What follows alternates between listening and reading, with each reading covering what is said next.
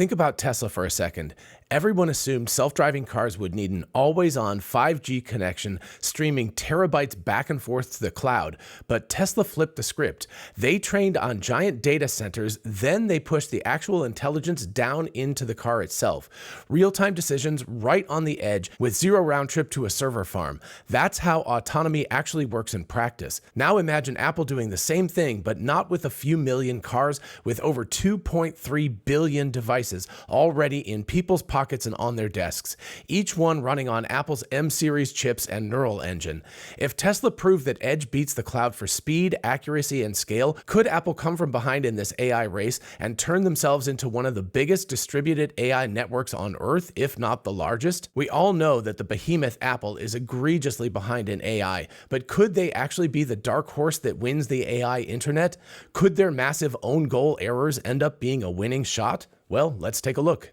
Hey y'all, it's Dr. Know-It-All with Apple's event tomorrow, which is going to be another iPhone release because it's September and that's always what happens. Anyway, could Apple do what is seemingly impossible and come from behind to win the AI internet? My short answer is actually yes, but with a lot of caveats. As is plain to everyone, including the folks at Apple, Apple is very, very late to AI and they've made a huge number of mistakes. But what if this being late actually ends up being to their advantage? What if the winning move is not the biggest data center, which is where everyone is pouring their money into right now, but the biggest amount of edge compute, which Apple has in spades? I mean, really more than anybody else. And the reason I brought up Tesla in the cold open is that they've basically shown how Apple can do this. Essentially, what Tesla has done for the last 8 or so years is put hardware into their vehicles that are capable of running autonomous driving or their full self-driving. And that ability to do edge compute in a very narrow category, of course, just driving, not generalized intelligence, but within that category, Tesla is clearly winning now.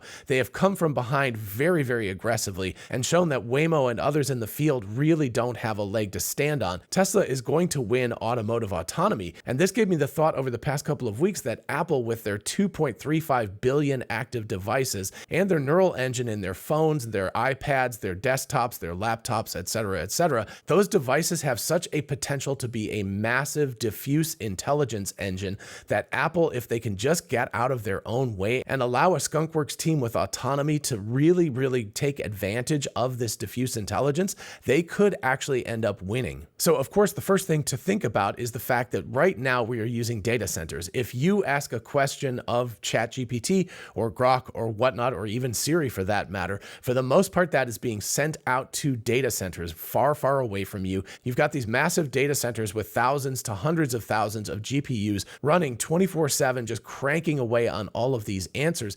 This causes major, major bottlenecks. It causes bottlenecks in terms of where to build these things, how fast can you build them, how fast can you get the compute chips, how can you possibly gather the energy localized in one little area for these data centers to run on and to cool them and all of that. Eric Schmidt, Google's ex-CEO, says, in fact, AI's natural limit is electricity, not chips. And the US has somewhere around a 92 gigawatt shortfall in electricity supply that we're going to need within the next few years, and that is true for Europe and for other countries as well, not so much for China, but definitely for the Western world. And diffusing intelligence into the world rather than centralizing them, in other words, putting intelligence on these edge devices and maximizing the use of them, sidesteps this bottleneck in a major way. And of course, for users, there's a major benefit as well. Of course, you're using your device to do more of the compute, but the consequence of that is that you have much, much lower latency. If you've used any of these remote intelligence devices, you know that there's this uncomfortable lag of several seconds. My company has worked on this kind of stuff. Trying to do low latency round trips is a nightmare to do. It's very, very difficult. And there are so many potential trip ups, even in the recent video with Optimus responding to Mark Benioff when he is asking about some questions. You can hear Optimus pausing for a very long, uncomfortable time before responding. And at one point it gets cut off in the middle. Hey Optimus, what are you doing there? Just chilling, ready to help. Hey Optimus, do you know where I can get a Coke? Sorry, I don't have real-time info. If you haven't seen my video with Scott Walter, you check it out up here. I'll leave it at the end as well. I highly recommend it. But anyway, you can see in that video that there's all these choppy cutoffs. The latency is very annoying and uncomfortable, and it simply is not a good user experience. Whereas if you can put this stuff on the edge device itself, then you reduce that latency and you have enough intelligence for most uses on device. These Apple devices with their M and A series chips with their neural engines on device really have incredible hardware, but they're just not utilizing it right now. And then of course there's the question of privacy, which is a major question as well. If you're talking to a phone or your laptop and things are staying local, that's a lot better for privacy than having all of this stuff being spewed out back and forth on the internet. So by diffusing intelligence to the edge, you're removing the data center bottleneck, you're reducing latency, and you're improving privacy. That's a pretty nice set of advantages for any company that can do on-device compute. But of course, the problem with that is, how do you get all of these edge devices out there? For most companies, that's an impossibility. For Apple, they already exist and people are using them right now. As I said earlier, Apple has an installed base of about 2.3 billion devices, which means they have the world's largest distributed inference network just waiting to be lit up. This is around 1,000 times what Tesla's installed base is, just to give you some sense of this, right? You're looking at, as opposed to a couple of million devices, a couple of billion devices. That gives Apple some incredible power if they can just figure out how to make use of this. And while you might say, wait, these things are not powerful enough to do this, just consider that Apple's M4 neural engine has up to 38 TOPS, or trillion operations per second. That is a pretty massive amount of compute that's just sitting there on a desktop or laptop. My laptop is an M4 Max, and I've run some open source LLMs on it, and it runs really, really fast, even with these things not being specialized as much to run on a mobile chip. So Apple has the capability to do on-device compute at a pretty significant scale. They can also put these devices into server farms themselves, right? These things are not limited to being on a desktop computer or a mobile computer or something. They could string a bunch of these together in large server farms if they, again, have the willpower to do this. Now, one thing that they're missing that the rest of the world has is CUDA. CUDA is, in my mind, NVIDIA's major moat, and Apple doesn't have access to that with their silicon, but Apple is also a very large company. They can recreate something like CUDA to run on their data centers and to run on their local devices. And in my mind, that software, that foundational software, would be a key element in Apple competing in a serious way for the AI internet. So of course, some requests will have to go off device, right? Some things are going to be more complicated than a local device can handle, at least within a reasonable amount of time, but you can always do an escalation. In other words, you can do cloud when you must. Apple has already taken steps towards this, but they're super awkward. They don't work very well. They have to go out to OpenAI to make the request and everything. It's just very, very awkward, and it doesn't work at all. But with proper cloud compute escalation, if it was done well, it could be very seamless. You wouldn't even really notice it. You would just ask it for a larger task, and it would say, I'm thinking about it for a while, and it would go off to the cloud and hit a data server instead of doing it locally, and then it would come back. But those longer questions tend to be ones where you expect it to take some time anyway. So I think that you could make a seamless experience where it would go from edge into the cloud and back again without you really even noticing when it was using either one. And as I said in the cold open, Tesla has showed the world that you don't need to stream every decision back to the cloud. A car deciding whether to brake obviously can't wait on latency, and Apple's edge-first approach could mirror that lesson. Every iPhone is like a little self-driving car for your digital life. Most of the intelligence is local, while the heavy lifting is escalated only when necessary. And Apple has already made inroads into this. They've got MLX, which is their array framework. They've got LLM in a flash, which is paging weights from flash to RAM, which means that you can put bigger models on consumer devices than you'd expect. And there's some architecture that I want to talk about later that I think will help as well. So like I said, Tesla has built custom inference silicon for autonomy with their Hardware 3, their AI 4, their upcoming AI 5 and 6, and Apple's neural engine is the same idea, just scaled down and shipped in billions of devices. It's like an FSD computer for your phone or your laptop. The core lesson here is that what you want to do is saturate the installed base with good enough low latency intelligence, and you escalate to the the cloud only when needed. Has Apple made really, really bad attempts at this? Yes, they have. They've done things like Genmoji,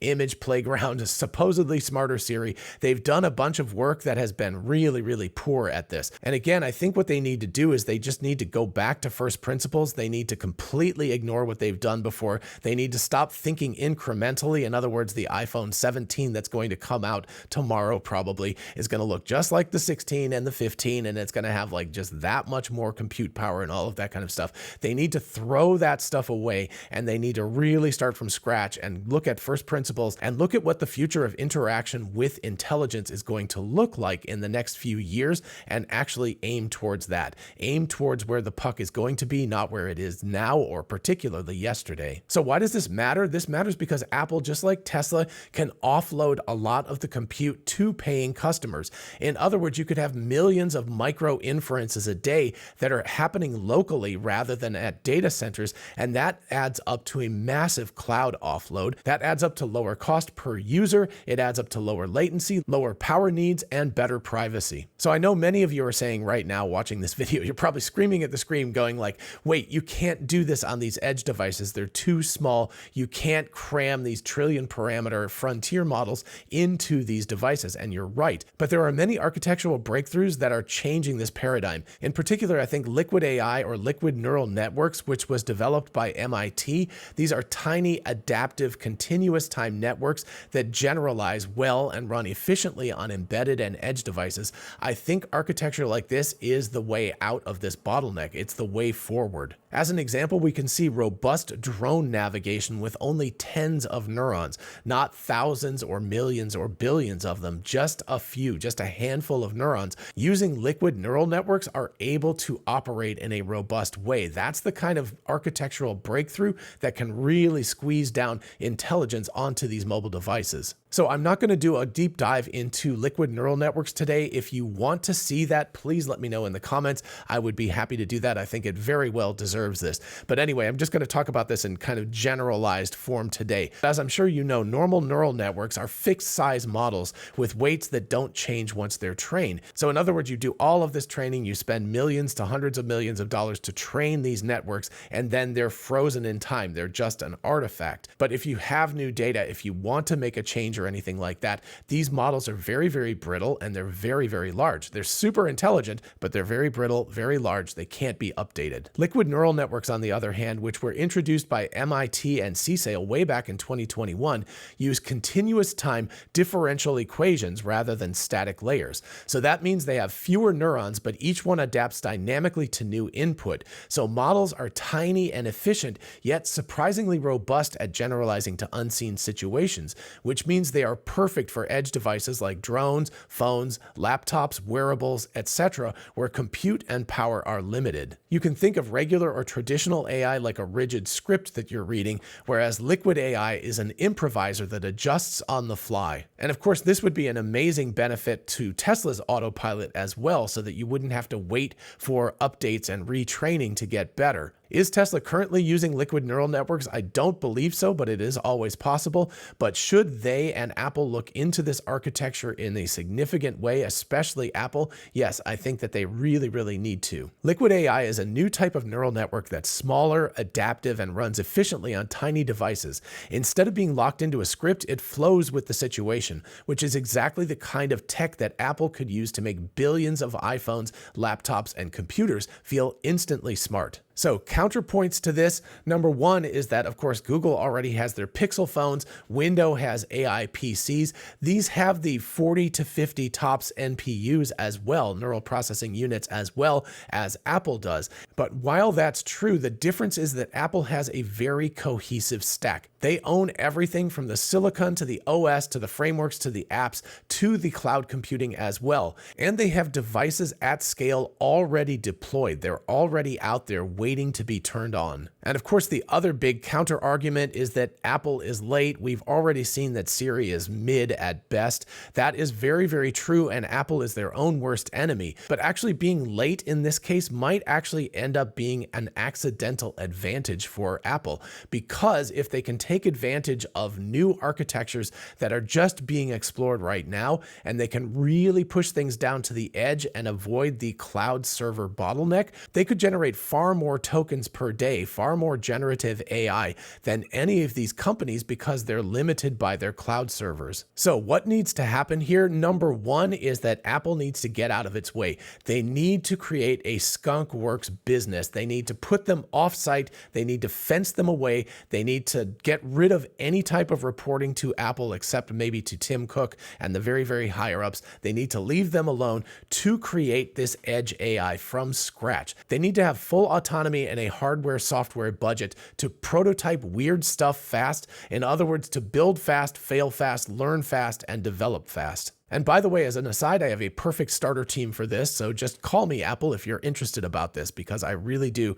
I think that we can create something amazing for you guys. Anyway, if Apple does the opposite and makes this corporate, it's going to die on the vine. It's got to be its own beast. It can't have all of this corporate structure around it, or else it just won't be able to develop fast enough. Speed of iteration is all that matters here. The second piece of this playbook is that it has to have an edge-first mandate. In other words, everything has to be focused on doing edge inference. So any feature developed needs to start on the edge. It needs to go edge first and then to the cloud only for long context or heavy reasoning requests. Third, Apple needs to go full bore into these new architectures. They need to really consider liquid-style micro models like Liquid AI. They need to sponsor an applied team to ship large neural network-inspired, core machine learning-ready, task-specific models for messaging, vision, shortcuts, and on and on. And of course, Apple needs to focus down on their MLX and core machine learning architecture, the stuff that they've got in hardware and software. They need to keep pushing the boundaries of this to create a competitor to CUDA.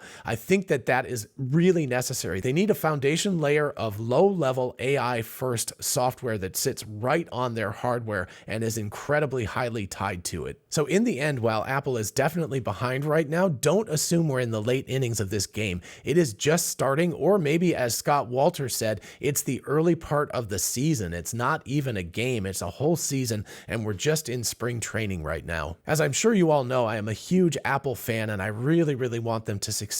And I think Apple has a real chance here to come from behind. Look at how the masses wrote off Tesla against Waymo and Cruise and others with their giant fleets of, LiDAR-infested cars. But Tesla's scrappy vision-only system actually is beating the pants off of Waymo right now, and it will continue to do so. Likewise, Apple, if they think of themselves again instead of the giant corporate behemoth, but as the scrappy edge-first compute company, that could work for them as well. So while Apple is late to the cloud large language model race, they could be perfectly positioned to dominate the edge. Alrighty, folks, that's what I've got for you today. Let me know in the comments what you think about all of this. Do you think that Apple has a chance? Am I being completely optimistic and naive? Let me know in the comments about that. Be constructive about it, of course, but definitely let me know. Or if you think I'm missing some stuff that gives Apple even more advantage, let me know about that. And of course, while you're down there, please like the video so other people can find it, and consider subscribing for more of this kind of content, and I will see you in the next video. Bye-bye.